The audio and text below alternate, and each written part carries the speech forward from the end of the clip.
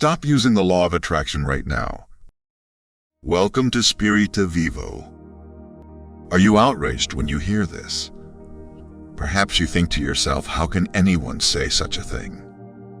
Everybody who deals with spiritual things knows that the law of attraction and other laws of the universe exist, and that we can change our lives for the better by applying these rules.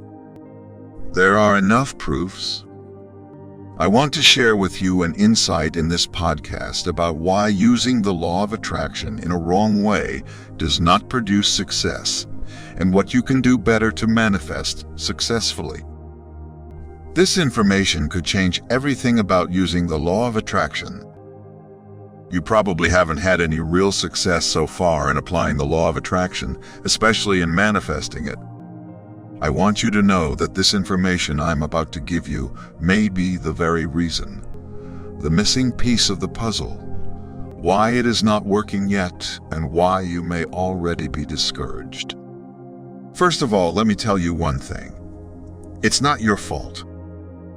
Because often some authors of publications and other knowledge sources of spiritual wisdom of the last years have led you on a wrong track, even if this was not intended. So why should you stop using the law of attraction in this way?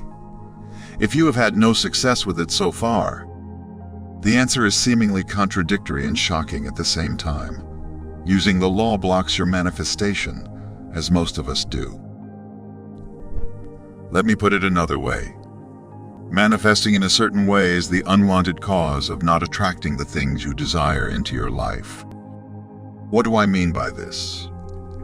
I would like to tell you a short anecdote about me to illustrate this, before I explain what I mean specifically and how you can finally manifest successfully. I had a sales agency a few years ago that I started with a good friend.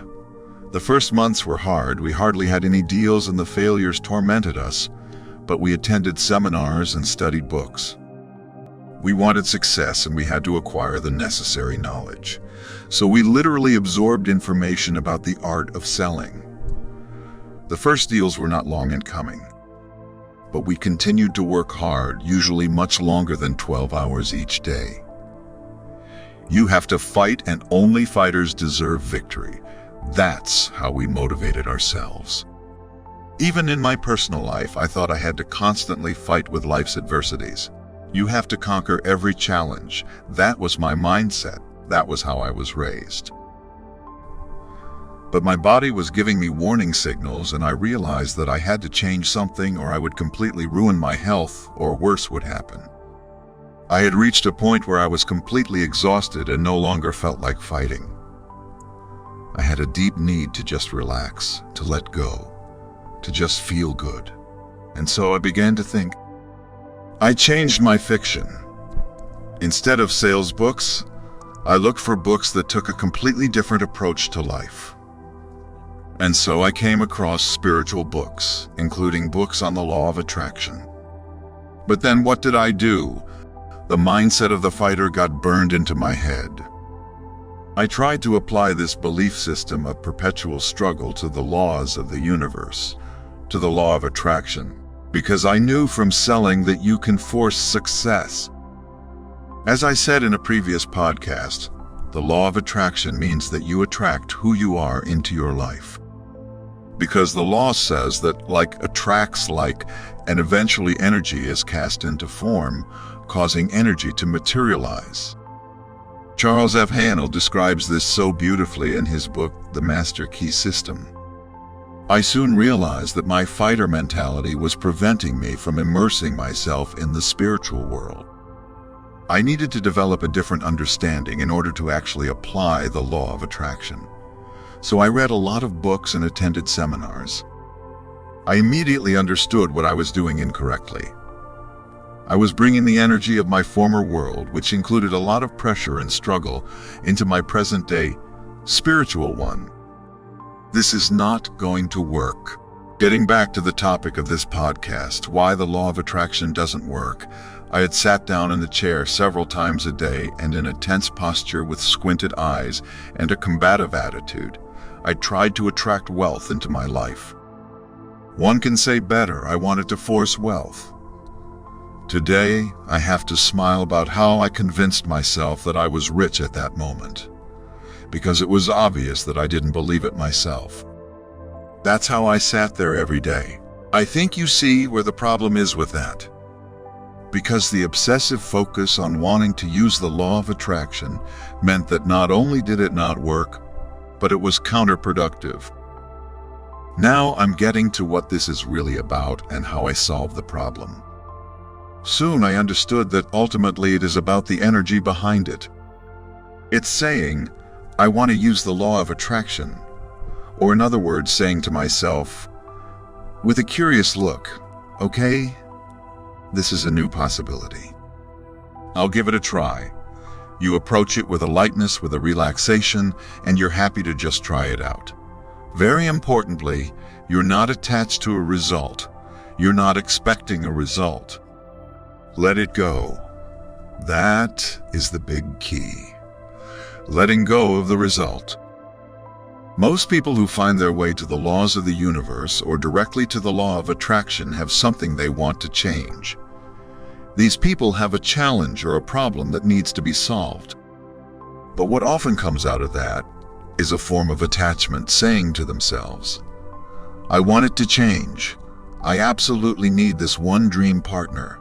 I absolutely need money in my life. I absolutely need this and that. What happens through that? You are saying these things, but you are embodying something completely different. Let these words sink in for a moment. If you compulsively try to apply the law of attraction every day, if you sit down in front of a mirror, maybe pushing yourself internally, and you do it out of a compulsion because you desperately want the goal to be achieved, for your manifestation to occur, then you are in the energy of lack. With that, you're saying to yourself, right now, where I am, where I stand today in this moment, it's bad. I'm not good enough. I'm not living well enough. It's not successful. You are saying to yourself, only when I have achieved it, I'm in fullness. What does that mean? You come out of the energy of lack and you want to go into the energy of fullness. But this does not work. The energies of lack and fullness are not side by side. They are at different vibrational levels. It is impossible for your mind to jump from one side to the other. You can only move forward by changing the complete vibration. Not what you do every day, but you have to change the vibration of how you do it. This is what you are allowed to change. This is what I have changed. Instead of compulsively sitting there and telling myself how to live, what absolutely has to change now, otherwise I am a bad person. I first learned to accept this energy in the now, to accept this power, to master this power, and not to try to manifest out of lack, but out of abundance, out of love and lightness. The mindset that I then adopted was the attitude. As it is now, it is wonderful. I am grateful. I am happy to live this life, to enjoy this life. And at the same time, I am ready for more. At the same time, I am curious about what is possible beyond that. I open myself for further infinite possibilities. With this imagination, you see the difference from the old version of yourself. And you realize that this new version is a completely different. It's from this higher energy level that you can successfully manifest to attract into your life whatever things or circumstances you want.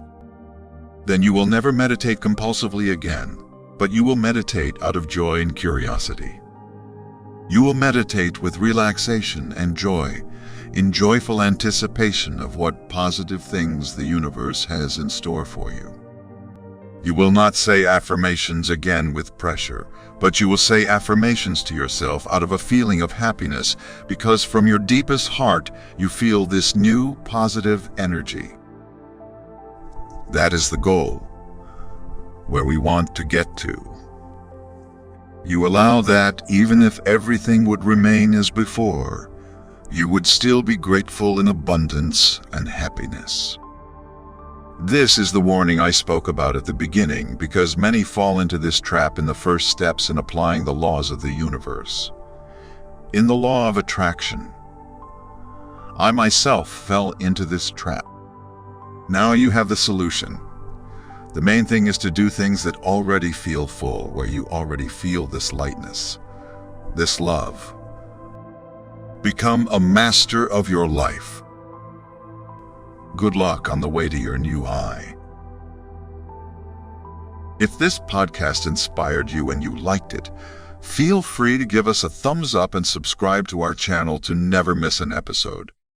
We would appreciate it very much. Thank you, and see you soon, Spirita Vivo.